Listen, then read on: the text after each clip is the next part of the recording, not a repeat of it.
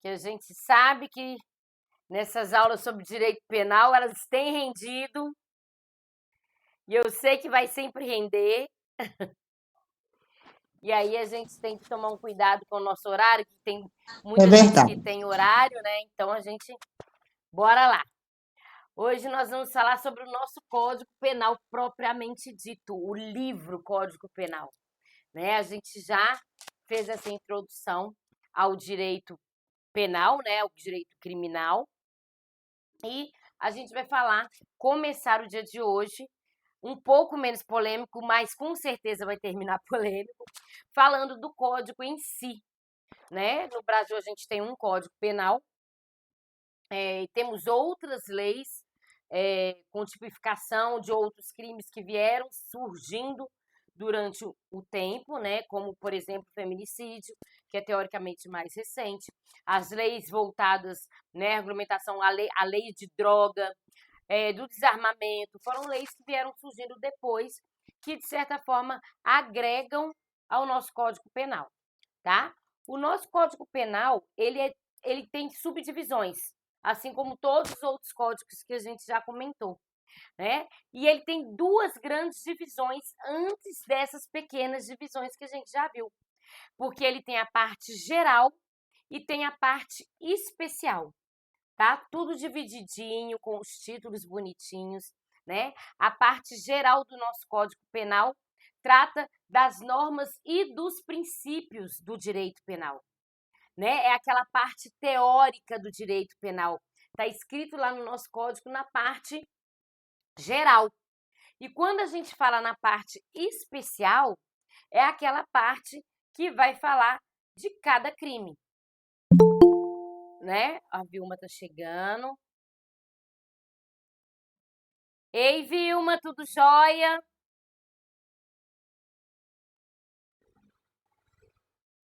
Vilma?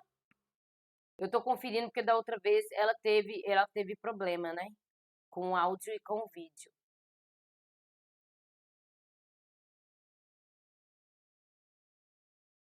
Vamos lá. Então, gente, tem a parte geral, a parte especial. E quando a gente fala nos crimes em si, né, que tem artigo 121, né, que é o homicídio, e aí começam a delimitar, cada artigo vai falar sobre cada crime, e dentro desse artigo vai estar discriminado a pena para esse crime, né? E aí é da mesma forma que a gente olha todos os nossos outros códigos, né? A gente vai olhar o artigo, né? Alguns têm incisos, alguns têm parágrafos, e cada artigo vai estar falando de um crime. Tudo bem? Vocês vão receber esse código, né? A Tamiris vai mandar para você, assim como a gente sempre manda os códigos para vocês darem uma olhadinha sobre isso, tá bom? Agora, nós vamos começar a parte mais voltada para o dia de hoje, né? Uma das grandes polêmicas do direito penal, que é a inimputabilidade ou a imputabilidade. Quando a gente fala em imputabilidade, gente, a gente está falando da condição de determinada pessoa ser punido por um crime que cometeu. Quando a gente fala de imputabilidade, a gente está falando se aquela pessoa, naquele momento que cometeu o crime, ela pode ser julgada por esse crime ou não, né? O inimputável que a gente mais conhece são os menores de idade, né? Eles não respondem pelo Código Penal aos crimes que são cometidos por ele. E aí, a maior parte da polêmica está na inimputabilidade dos menores de idade. Então, se eu cometo crime tendo 17 anos, 11 meses e 20 dias, eu ainda sou menor de idade. E eu não vou responder pelo Código Penal, eu vou responder de acordo com o Estatuto da Criança e do Adolescente. Né? Essa é uma das grandes polêmicas que a gente tem no direito penal. Mais adiante, eu vou passar para vocês, né, os pensamentos que são a favor da redução dessa maioridade penal e os pensamentos que são contra essa redução. E vocês vão perceber que os dois têm razão E aí a gente fica entre a cruz e a caldeirinha. Né? Então, a pessoa que é inimputável é aquela pessoa que não pode ser responsabilizada pelos seus atos. E aí, nesse momento, não entra só o menor de idade, né? Entra o doente mental. Em algumas situações, uma pessoa que está sobre influência de dependência química ou sob influência de álcool, e aí vai ser analisado caso a caso. Então, quando a gente fala de um inimputável, a gente não está falando só de menor idade, tá? De menor de idade. A gente está falando daquela pessoa que no momento que cometeu aquele crime, poderia estar sob efeito de alguma situação química, né? Ou poderia estar em um surto psicótico, e isso é analisado caso a caso, ok?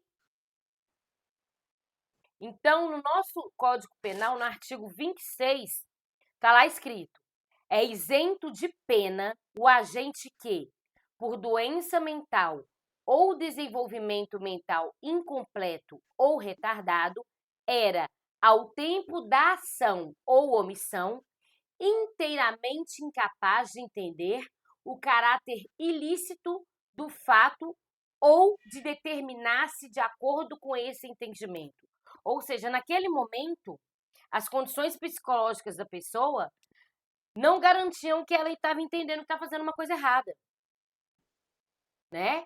A pessoa é esquizofrênica. Eu escutei, eu ouvi uma voz que falou que eu tinha que matar aquela pessoa. Comprovando que essa pessoa realmente tem esquizofrenia, naquele momento que ela cometeu o crime, ela não tinha noção do certo e do errado. Ela não tinha noção do que o que ela estava fazendo era crime. Né? Nesse momento, a gente se volta muito, nossa, mas e a vítima? E a família da vítima que perdeu aquela pessoa? Né? Porque fica todo mundo revoltado. Mas aí são feitos os laudos psiquiátricos para apresentar, olha, naquele momento, a pessoa estava em surto psicótico. Ela não tinha noção do que ela estava fazendo. Né? Ela é uma doente mental. Então, a lei traz esse respaldo para as pessoas nessa situação. Elas não podem responder pelo que elas fizeram sobre essas condições, tá? Então, nesse caso, a pena pode ser reduzida, né? Dependendo da perturbação mental, tá? Porque se a pessoa está completamente acometida por essa doença, ela não vai responder, tá? Mas tem aquela pessoa que ela não está completamente acometida por essa doença. É aquela pessoa relativamente incapaz. Né? Um relativamente incapaz, ele vai ser avaliado se naquele momento, para aquela situação, ele estava sob condições plenas ou não. E aí ele pode ter uma redução da pena, tá? Então, quando a gente fala de imputabilidade, a gente tem que analisar caso a caso, tá? Quando a gente fala em menores de 18 anos, não tem análise. É previsto que menor de 18 anos é inimputável e ponto final. Agora, quando as pessoas são maiores de idade, né, tem que se analisar caso a caso. E, infelizmente ou felizmente, porque eu sou advogada criminal, essa é uma das defesas mais utilizadas em alguns casos. Né? A gente chega e fala, o meu cliente, naquele momento, ele estava em surto psicótico. E aí devem ser feitas as análises, as avaliações para ver se é verdade ou não. Mas é uma das defesas mais usadas, né, em casos principalmente de crimes passionais, né, crimes muito violentos. Sempre tem essa avaliação se naquele momento a pessoa estava em plena sanidade. Até aí tá tranquilo? Tem alguma dúvida? Tranquilo. Tranquilo? Tranquilo com todas as. Pois é, até aí é mais fácil da gente aceitar a inimputabilidade. E quando Não. o seu Sebastião tá com a mãozinha levantada, pode falar, Sebastião. O que diz as ciências desse pessoal que tem esse problema mental, que a ideia dele é só para o mal e não para outra coisa. Ele agride as pessoas, ele não entra debaixo de uma carreta, ele não pula de um prédio. Qual motivo, hein? Como é que é isso tudo isso aí? Eu não concordo com, Pois é. com essa fala desse pessoal. Fulano está com isso. Como é que não tem coragem de fazer isso?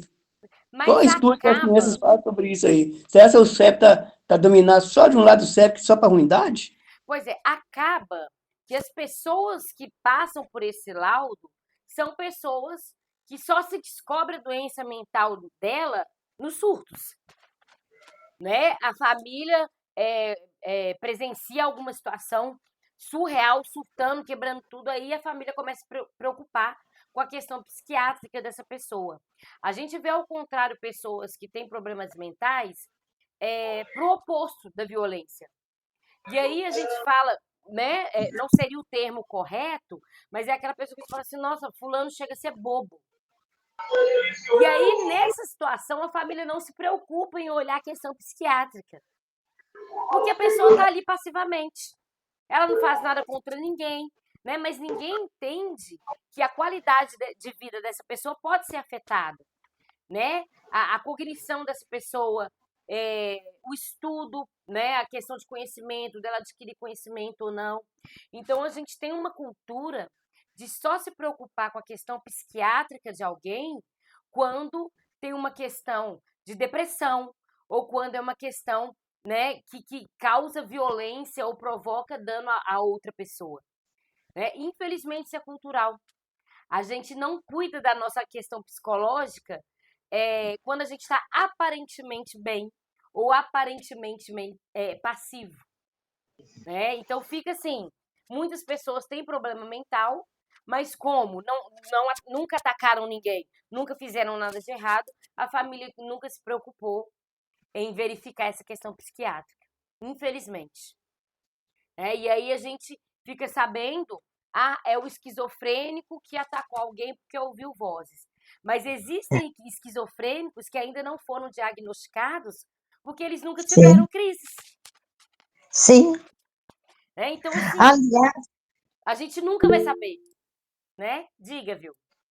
aliás, doutora Ana Paula, face à exiguidade de recursos financeiros para a saúde,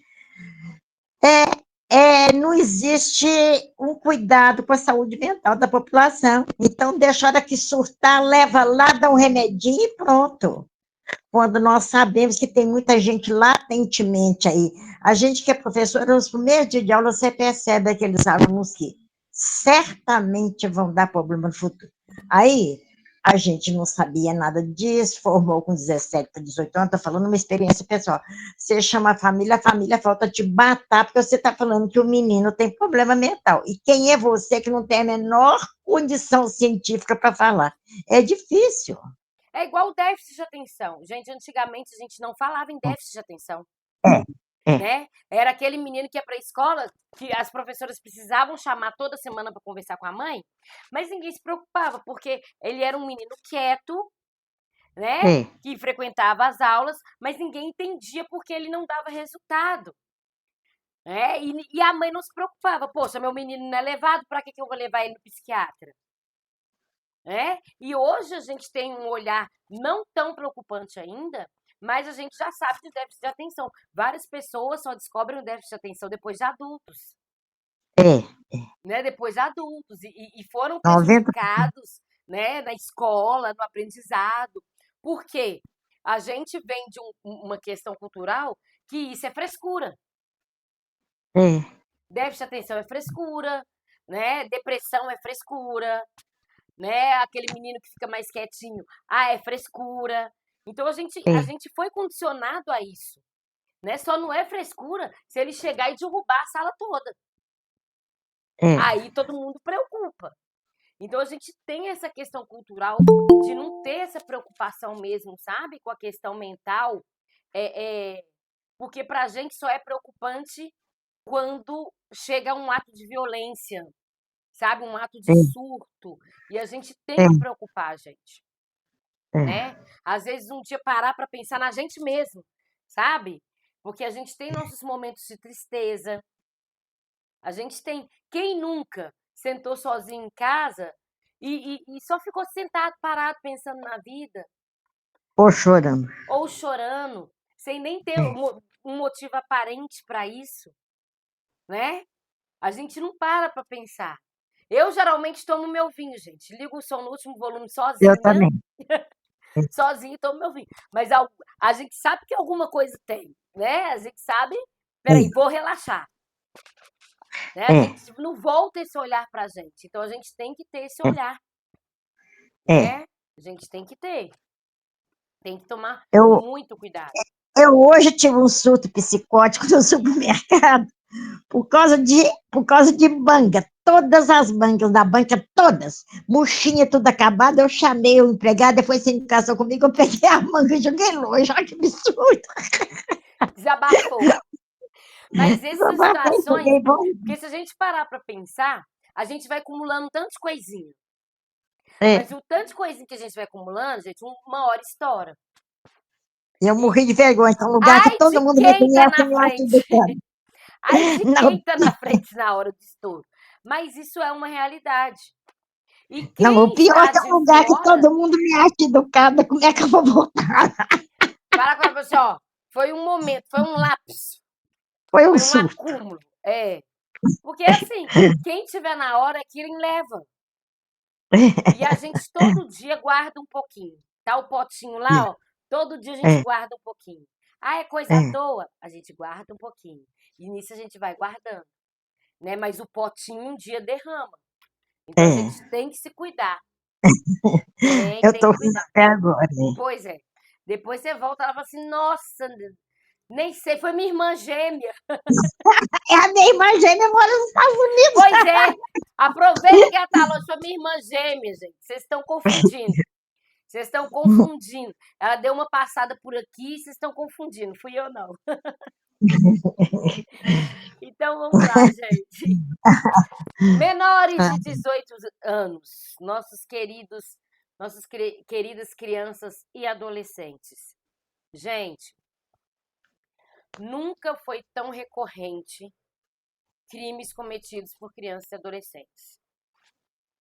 E não, eu não vejo só como uma questão deles terem essa frase de não dá nada para mim. Porque dá. Né? Não são punidos pelo Código Penal, mas são punidos de outras formas. Vem muito dessa questão mental, gente. A gente está vendo jovens que invadem escolas matando outras pessoas, É. né? E aí você vê o que aquele jovem estava tendo acesso na internet e você fica abismado, né? A gente vê várias situações de nazismo, de fascismo, né? De jovens que seguem isso fielmente. Recrutamento de jovens. Sim, é surreal. Né? E a gente tem mania de ir diretamente aos pais, culpar os pais. Só que, primeiro, a gente não tem como fiscalizar 24 horas os nossos filhos. Não tem como. Né? E a gente não pode chegar naquela premissa que eu acho que todo pai e toda mãe senta um dia e fala: meu pai do céu, onde foi que eu errei? O que eu fiz de errado nessa criação? Isso cai muito nas costas dos pais. É um peso muito grande para os pais. Porque na hora que a gente discute minoridade penal, a gente vê jovens de 15, 16 anos cometendo crime, e a reação da mãe é falar: meu filho é uma criança. Qualquer mãe. Meu filho é uma criança. E aí vem as discussões sobre maioridade e minoridade penal. Né? Geralmente a discussão fica pautada ali nos 16 anos de idade. Né? A gente tem lá no artigo 27 que os menores de 18 anos são penalmente inimputáveis. Eles não vão responder pelo Código Penal. Eles vão responder por legislação especial. Qual que é a legislação especial que trata das nossas crianças e adolescentes? O Estatuto da Criança e do Adolescente com as medidas socioeducativas. Exatamente. Tá? Que Então, não foi implementado e que o povo xinga o Estatuto, mas as medidas não foram implementadas direito. pois é. Porque tem medidas para essa, entre aspas, punição. Né? A gente tem a Fundação Casa, que antigamente era FEBEM, né? Que às vezes se aprontava, alguém virava para você: olha, eu vou te mandar para FEBEM. A gente escutou muito FEBEM, muito, né? hoje não usa mais esse termo. Mas a gente sabe que existem as punições.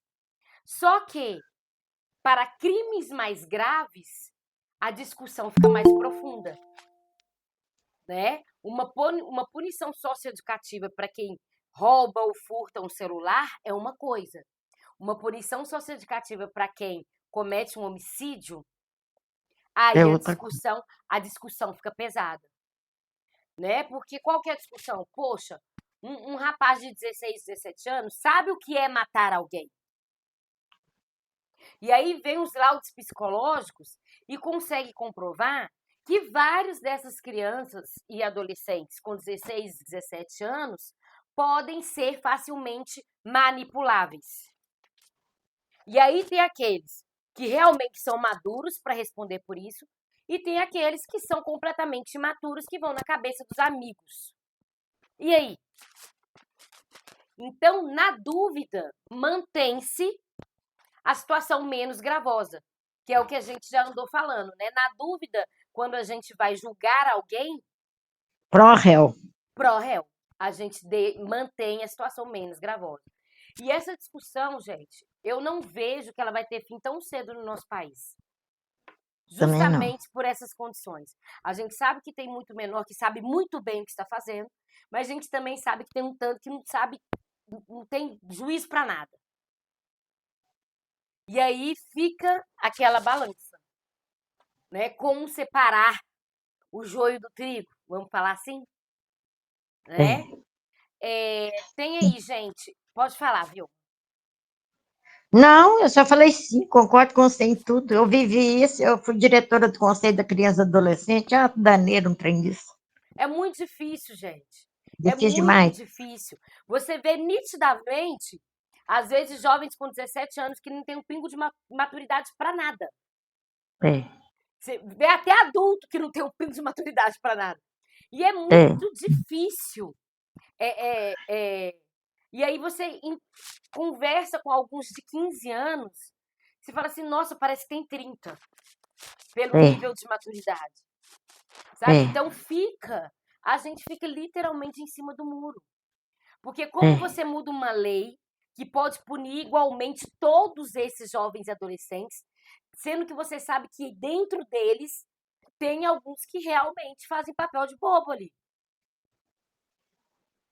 Sabe? É uma responsabilidade muito grande, né, para ter punições parecidas com os Estados Unidos, que em alguns estados, né, porque lá as constituições, cada estado tem sua constituição, tem sua lei, é previsto pena de morte para uma criança de 10 anos.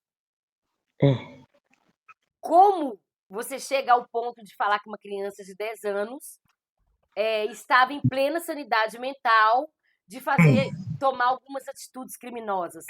Muito difícil. É muito complicado, né? E vai para injeção letal.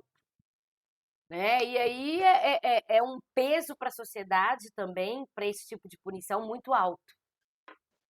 É muito alto. Né? Mas a gente vai continuar falando disso um pouquinho mais para frente, colocar só mais uma observação, tá? Que é o artigo 28, né? Falando que não exclui a imputabilidade penal, tá? Não exclui a emoção ou a paixão, a embriaguez voluntária ou culposa por álcool ou efeitos de droga. Gente, o que acontece? Eu estou chegando na minha casa, de repente, e pego alguém violentando a minha filha. Naquele momento, eu pego uma faca e enfio no peito do cara.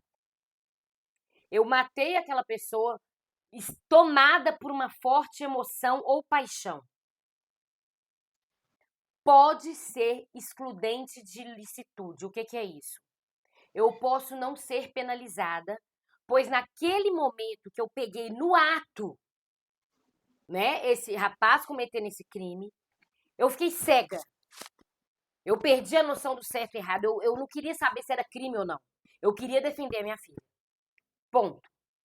Agora, se acontece a situação, eu expulso o rapaz, e aí, durante um mês, eu fico assim, eu sei quem que é, eu sei onde que ele mora, eu vou armar uma casinha para ele. E aí, na hora que ele entrar em tal rua assim, eu vou pegar e vou matar ele. Eu estou agindo por forte paixão? Estou. Não. Mas agora o crime é premeditado. Passou aquele momento da raiva, do momento que eu vi. Eu parei para pensar. Eu elaborei o crime na minha cabeça. Eu armei tudo para poder pegar esse cara. Aí eu tenho que responder por esse crime. Ah, mas ele fez isso com sua filha. Tá. No máximo que eu vou conseguir é uma redução de pena. Mas eu vou responder por esse crime. Tá? Eu vou responder. No ato da situação, gente, não é orientando ninguém a fazer isso, tá? Mas assim, né? Porque tem gente já, peraí, deixa eu anotar, né? Pra eu não perder meu réu primário. Né? Pra eu saber que hora que eu mato. Mas enfim, não é isso. Né? Explicando que naquele momento que você pegou aquela situação, a pessoa fica cega, gente. A pessoa fica cega. Né? A grande maioria das pessoas não tem noção do que vai fazer numa situação dessa. Né? Então, o que é avaliado nesse momento é essa situação. Outra situação, embriaguez. Tá? Quando a embriaguez é voluntária, eu fui lá, bebi, enchi minha cara, peguei o carro, atropelei e matei 3 pessoas, eu respondo criminalmente. Eu bebi porque eu quis. Eu sabia, quando eu comecei a beber o primeiro copo, que era perigoso se eu bebesse e fosse dirigir. Agora, se eu estou no bar, na festinha, deixei meu copo lá em cima, fui ao banheiro, alguém foi lá e colocou uma balinha. Bala, gente, é uma droga, tá? Quem não sabe, é uma droga sintética, né? Que a gente fala êxtase, né? A pessoa foi lá e, ó, colocou o comprimidinho de êxtase dentro do meu copo. Eu volto normalmente, continuo tomando meu drink, que teoricamente seria sem álcool, tô tomando. Eu fui drogada sem saber. E aí, naquele momento alucinógeno, eu agredi alguém. Se eu comprovar que realmente eu não ingeri aquela droga por livre e espontânea vontade, eu não respondo por esse crime. Tá? Então, as questões de embriaguez, né, uso de droga ou algo análogo, vão ser examinadas caso a caso, para ver se você vai ser responsabilizado por aquele crime ou vai ser considerado inimputável naquele momento. Você não tinha consciência do que você estava fazendo. Ok? Tranquilo até aí? Tranquilo. Então vamos lá.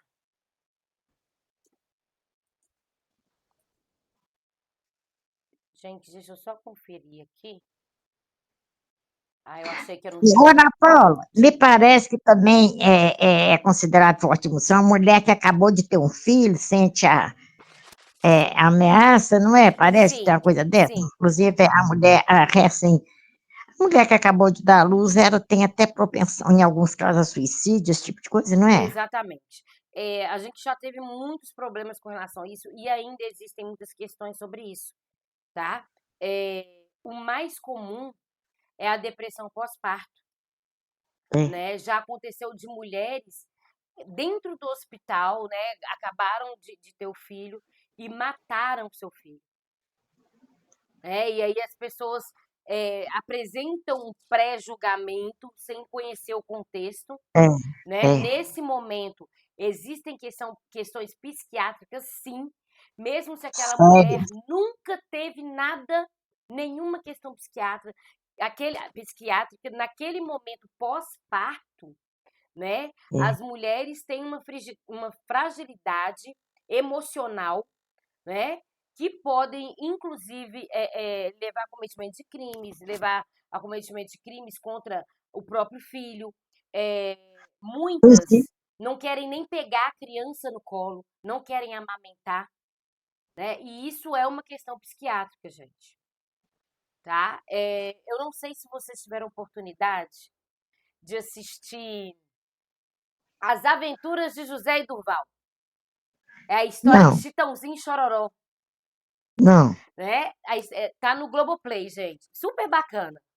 Mas Eu já assisti.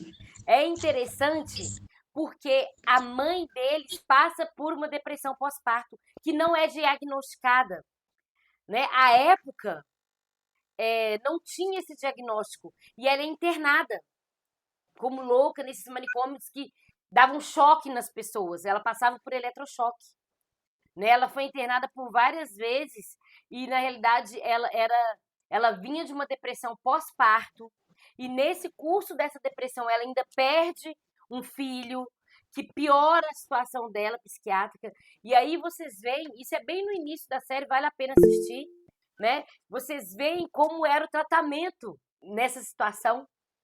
Simplesmente se internava e ficava dando choques nas pessoas. É, Até hoje, gente, diagnosticar a depressão pós-parto é muito difícil, porque o próprio companheiro às vezes não consegue visualizar isso, né? Ele acha que é cansaço, que é chatice da mulher, né? E aí isso pode evoluir para uma situação bem mais grave, né? Diga, Sebastião. Tem um projeto de que todas as mulheres grávidas, elas serão acompanhadas por um psicólogo. Não sei se você ouviu falar isso. Já ouvi. Infelizmente, fica no papel.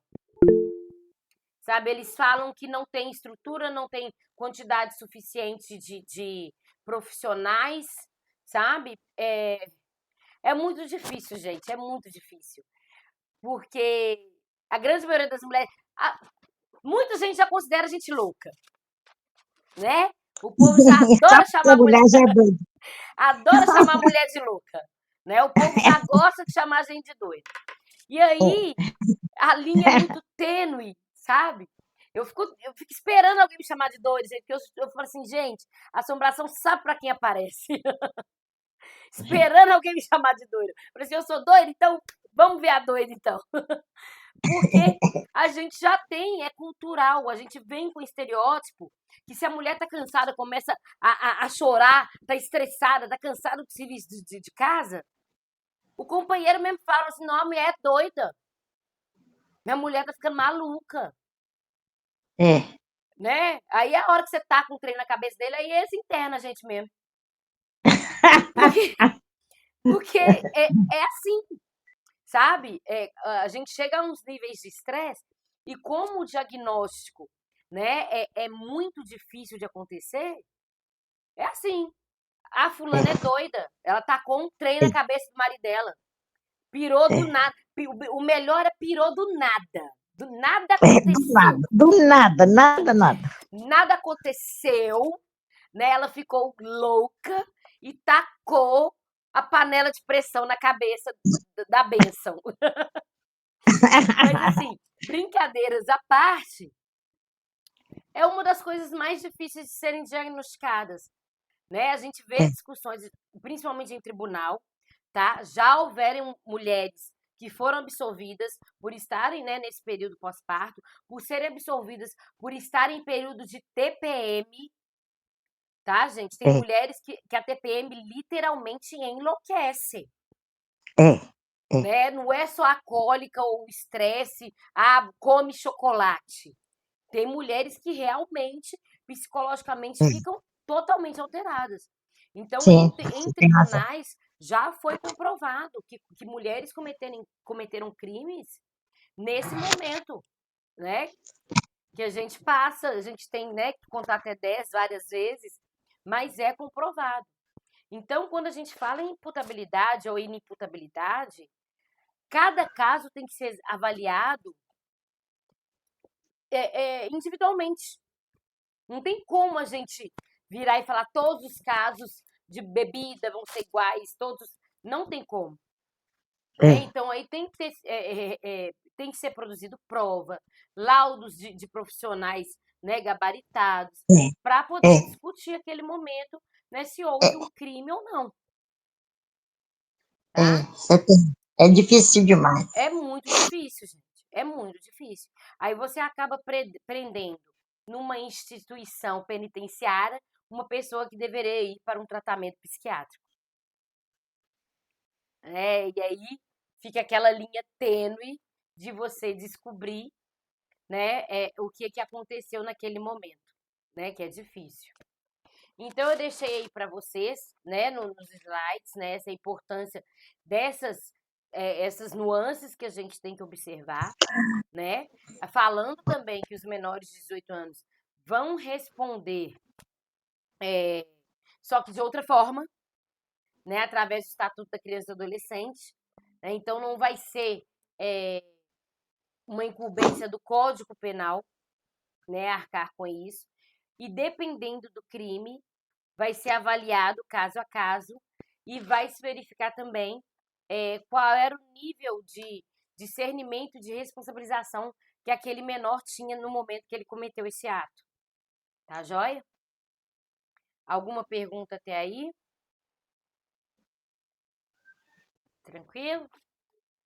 Então vamos lá, vamos passar para frente, porque vamos mais profundamente nas polêmicas. Adolescentes infratores. Vamos entrar nessa parte propriamente dos adolescentes, né? A Vilma já falou com a gente que a esses adolescentes são impostas medidas socioeducativas, né? Dentre elas, a advertência, gente. Tem crime, sim, que aquela criança ou adolescente vai receber apenas uma advertência, né? Que é a parte que muita gente fica revoltada, né? Ele é detido, chama o papai e a mamãe, explica a situação, né? Fala que está sendo uma advertência, mas que pede para os pais terem mais cuidado, né? E aí a gente fica assim, poxa vida, é uma advertência. É aquele puxão de orelha que a gente já dá dentro de casa e muitas vezes entra por um ouvido e sai pelo outro, né? Outra das medidas socioeducativas, gente, é a obrigação de reparar o dano. Um adolescente foi lá e pichou o muro da casa da Inês. A juíza mandou ele pintar o muro. Você vai lixar, você vai pintar e vai limpar bonitinho o muro da casa da Inês. Né? Essa é uma medida muito usada. Muito usada. Né?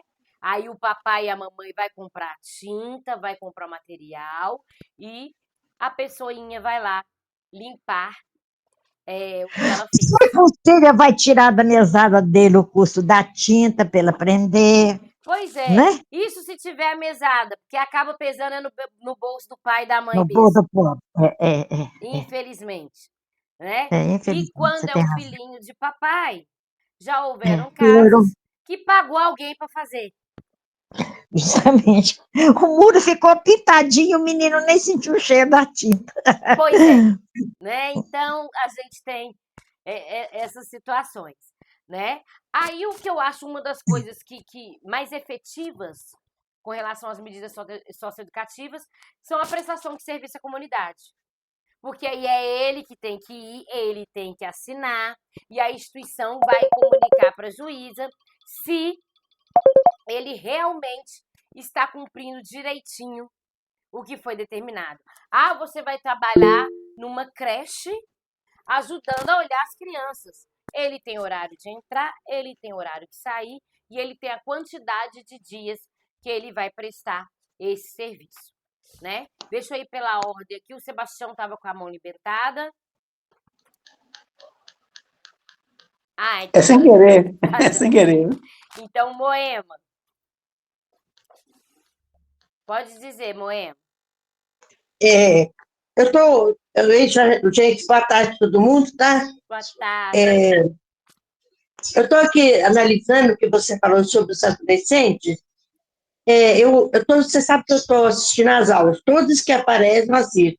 Não estou tendo condições de assistir online, porque às vezes eu estou numa mesa de cirurgia, infelizmente, mas eu estou acompanhando tudo.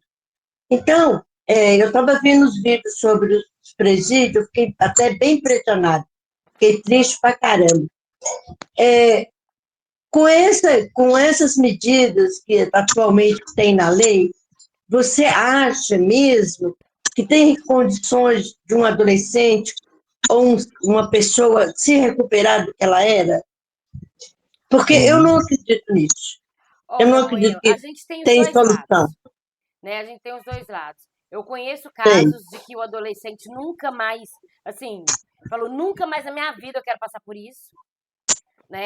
A tem. gente tem essa Aham. vantagem nos adolescentes, porque você aplicar uma correção, vamos falar assim, a um adulto, esse adulto ele já tem uma mentalidade formada, ele já tem, né, um certo lapso temporal de vivência, ele já adquiriu algumas atitudes para ele, né? Um adolescente, dependendo da idade, ele ainda pode estar em formação de personalidade. Então, Sei, existem sim os casos de adolescentes que conseguem, depois disso, mudar completamente de vida, né? E tem aqueles que, infelizmente, não. Infelizmente, não. Então, a ideia dessas medidas é que todos tivessem nessa disposição de recomeço, sabe? Vou voltar a estudar, não vou fazer isso nunca mais, né? E a ideia é muito boa, mas infelizmente não tem como a gente entrar dentro da cabeça da pessoa e falar assim, olha, aceita isso que sua vida vai ser melhor dessa forma. Infelizmente. Né? isso mesmo. Com relação a jovens e adolescentes, essa probabilidade já foi provado que é bem maior essa reabilitação. Vamos falar dessa forma, Entendi. tá? Entendi. Sei. Tá bom. Vamos ter fé, Eu, gente. vamos ter fé.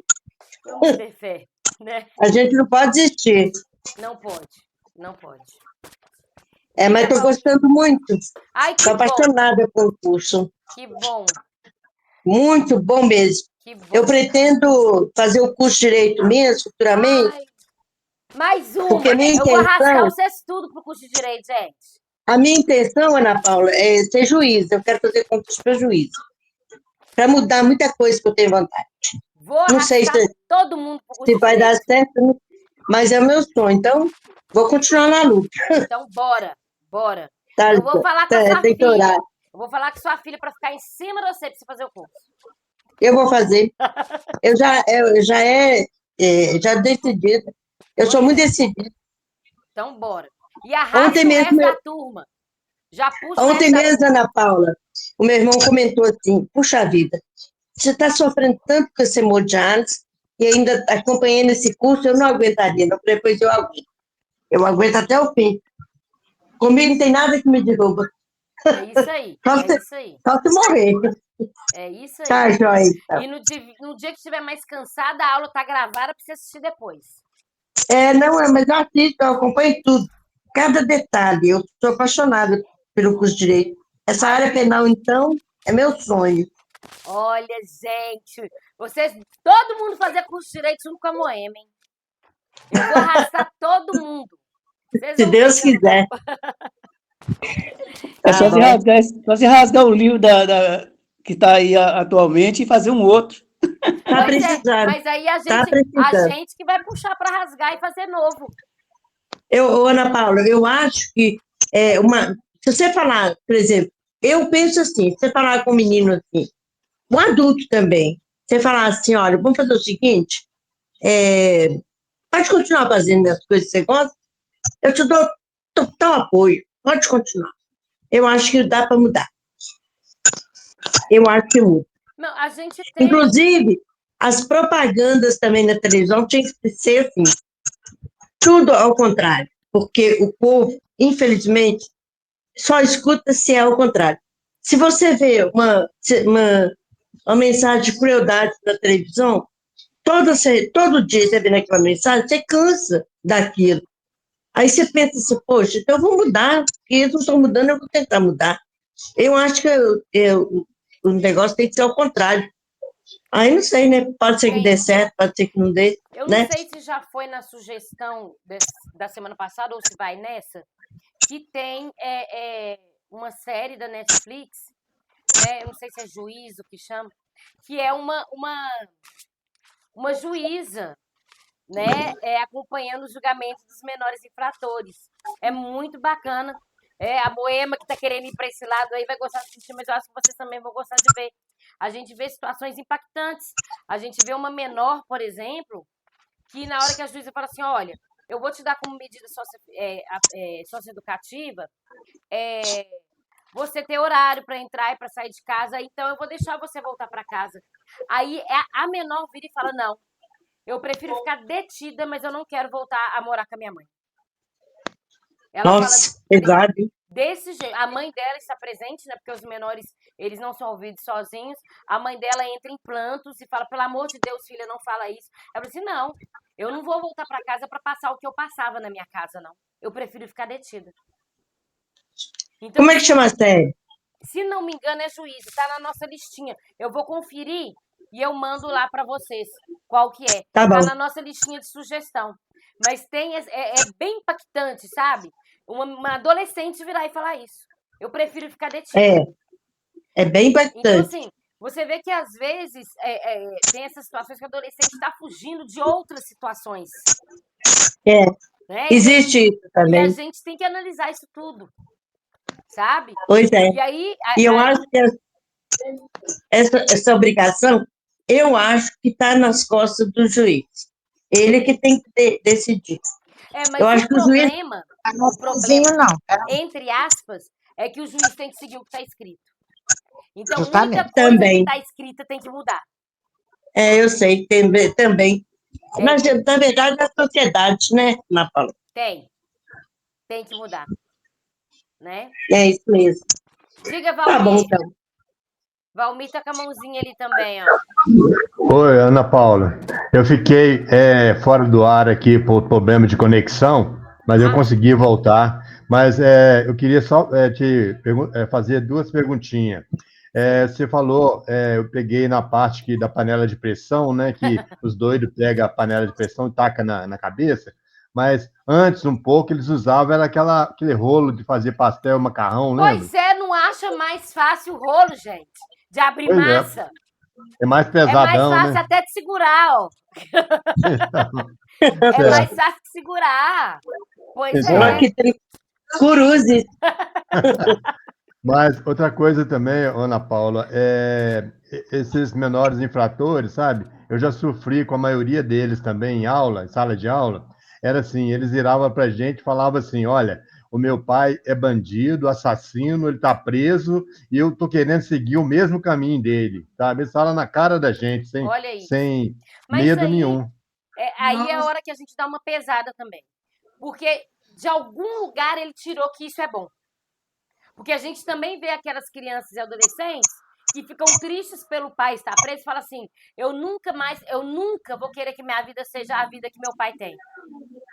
Então aí você vê um ambiente que prega para esses jovens e adolescentes o dinheiro fácil. Você é traficante, você tem o dinheiro para comprar aquele tênis que a sua mãe não tem dinheiro para comprar. Ah, você é traficante, você tem dinheiro para sair com aquela menina que você acha bonita. Você vai poder comprar o que você quer, você vai poder ter um carro do ano, né? E aí tem aquelas influências, né, do local de convivência que é muito forte, gente, né? Para você virar para uma criança que não tem o que comer, e aí o traficante chega perto dela e fala assim, olha, começa a trabalhar para mim, porque você vai poder comprar carne para os seus irmãos. São os aviãozinhos, né? Sabe? E aí você vê um adolescente que vê a mãe chorando, vê os irmãos passando fome, né? E aí o cara vira e fala, olha aqui, eu vou te dar tanto por semana, só para você levar umas coisinhas para mim. E aí você vai poder comprar carne para sua mãe, você vai poder comprar um botijão de gás para fazer comida. É muito difícil, gente. É muito difícil. Demais. É muito difícil. Ana Paula, a adolescente que começa a namorar um traficante, ela se sobressai entre as colegas, ela é protegida, ninguém mexe com ela, ela tem as melhores roupas, tem tudo. É muito esse mundo das drogas e de tudo, assim, né? É entrar e é quase impossível sair, gente. Depois que entra, é muito difícil. Ana Paula, E tem outro problema também. Ele virava pra gente, falava que não ia dar nada para ele, e realmente não davam, não. Sabe por quê? Uma semana depois do acontecido, a polícia levou e tal. Aí ele entrava de novo na sala de aula, virava para mim e falava assim: aí, professor, eu não te falei, não ia dar nada, não dá nada para mim mesmo, não. Olha eu aqui de novo, ó. Ele falava desse jeito, entendeu? Então, Eles falavam isso pra a gente. gente ficava sem argumento, né? É muito difícil, é muito difícil. E a gente não sabe como lidar, né? Porque a gente fica acuado, né? Isso aí não é menino velho, não, é menino de quinta série, que Sim, era sexto ano, Menino de o quê? 13, 14 anos. achando bonito, Verdade. achando E bonito. e eles não têm namorada, não. Esses meninos assim, trombadinha mesmo, sabe? É que, Então, é a que gente vê chama lá aquilo de. como uma forma de sou melhor que os outros. A gente chamava esses meninos de anjinho sem asa, sabe? Porque é menos ruim, né? Falar assim. Pois é muito difícil, gente, é muito difícil. Nossa, e para lidar com a situação, para quem lida diretamente, né, com esses jovens, é pesado, porque a gente sabe que a gente tem o nosso limite, que a gente não pode ultrapassar, porque eles têm a proteção, né? E a gente sabe que até para ajudar a gente é limitado, porque para E a ajudar a gente gente tem sem um risco emocional que entra no meio. O professor sofre demais nesse nível. é muito complicado, né? Aí eu trouxe para vocês, olha, a diferença de maioridade penal e responsabilidade penal, porque esse não dá nada para mim não é bem assim, né? O fato de você não ter maioridade penal quer dizer que você não responde pelo Código Penal, mas você Mas, tem responsabilidade penal, você vai responder de outra forma. Então esse não dá nada para mim, né? É muito entre aspas mesmo. Mas é prestar serviço comunitário, mas você vai pagar de alguma forma. Porque, no caso, eles conhecem as leis, né? Mas só o que favorece a eles, Só o né? que O que favorece. prejudica eles, eles não querem nem saber, não. Sim, existe a detenção, gente. Existe a Fundação Casa. Eles ficam detidos. Crimes mais graves, eles ficam detidos sim. Mas faz 18 anos, sai. Sai. Mas até fazer 18, eles vão responder pelo Estatuto da Criança e do Adolescente. Então, eles têm responsabilidade penal, sim. Tá? Só que julgado de outra forma. Tá bom? Tá bom. Então, vamos lá. Muito triste. Alegações, gente, os argumentos, né? A gente chega nos argumentos. Quais são os argumentos para que haja a redução da maioridade penal? Né? Quem defende a redução da maioridade penal tem os seguintes argumentos.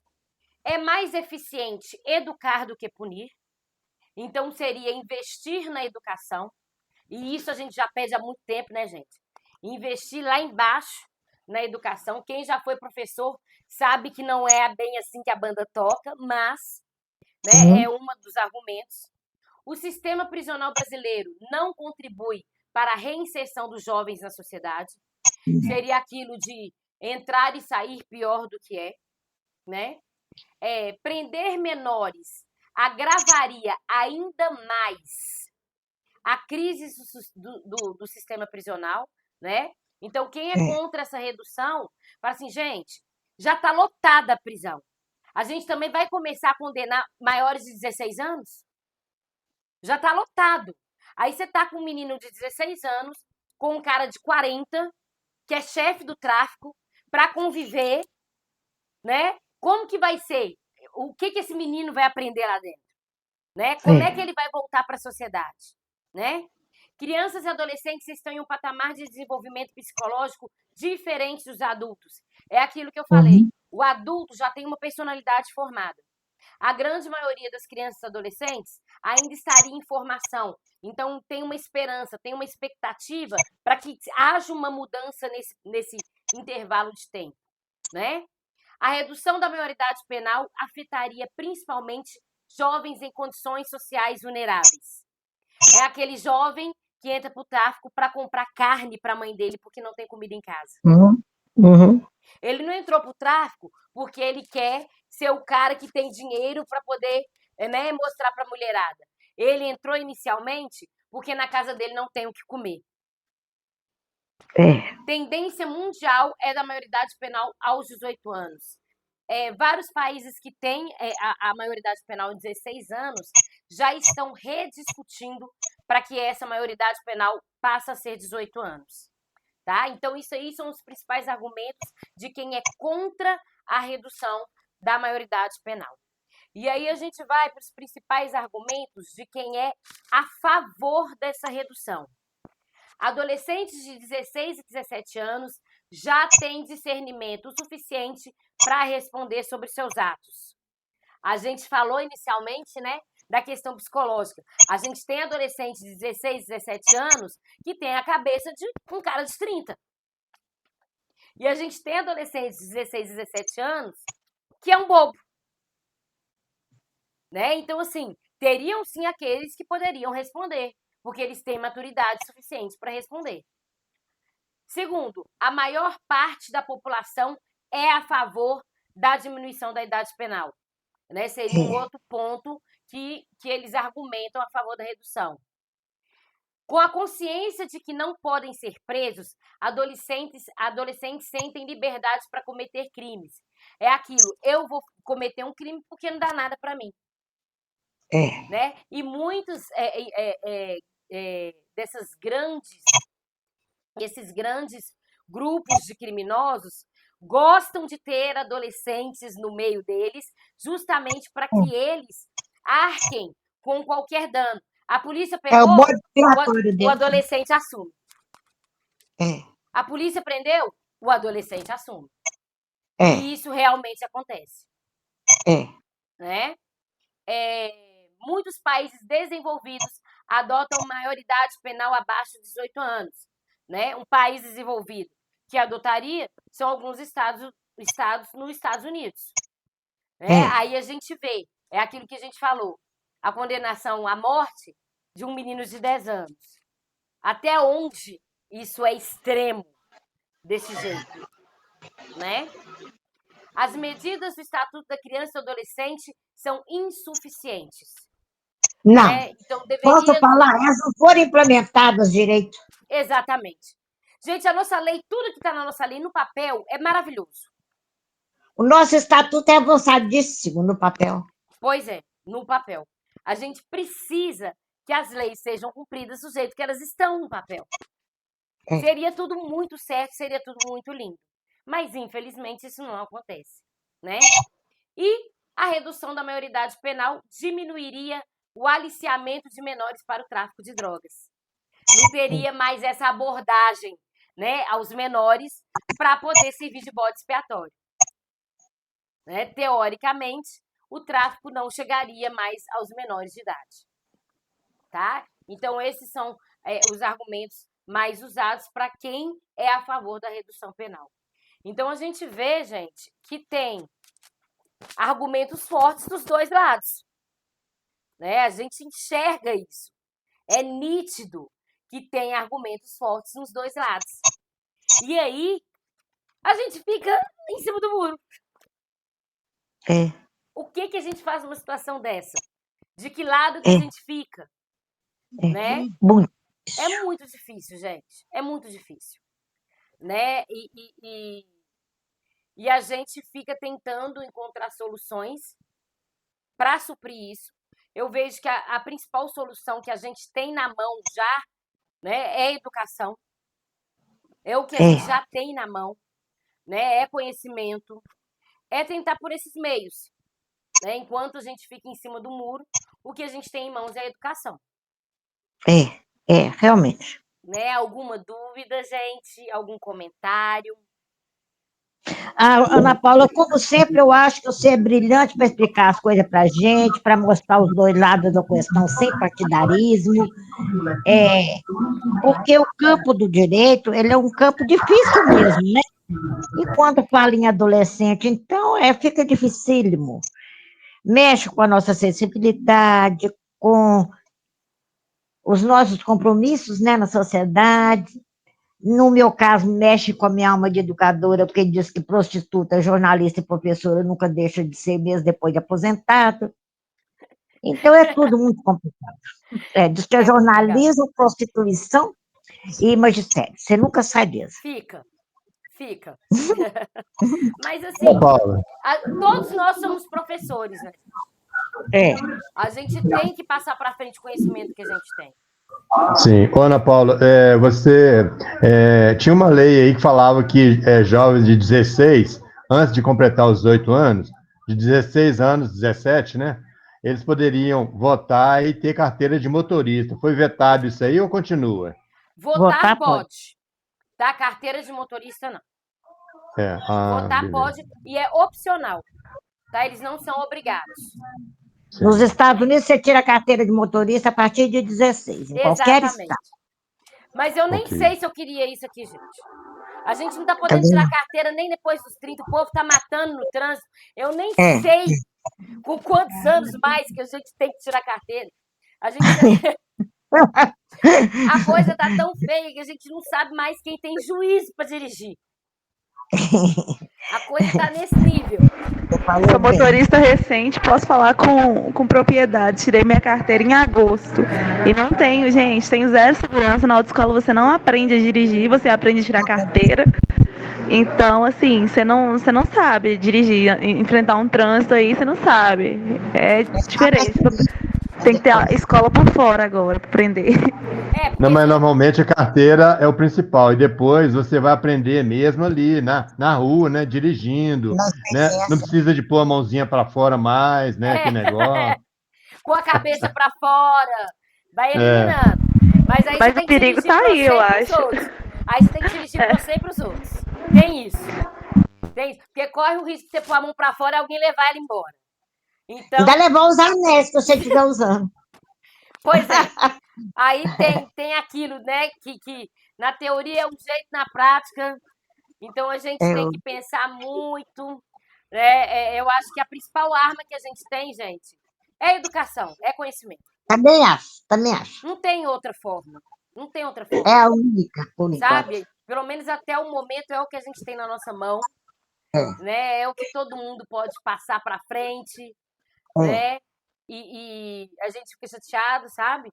Mas eu falo assim, mesmo para quem não tem filho, toda vez a gente avaliar se colocando também no lugar de mãe ou pai, sabe? Porque a gente é vítima da sociedade com os criminosos à solta.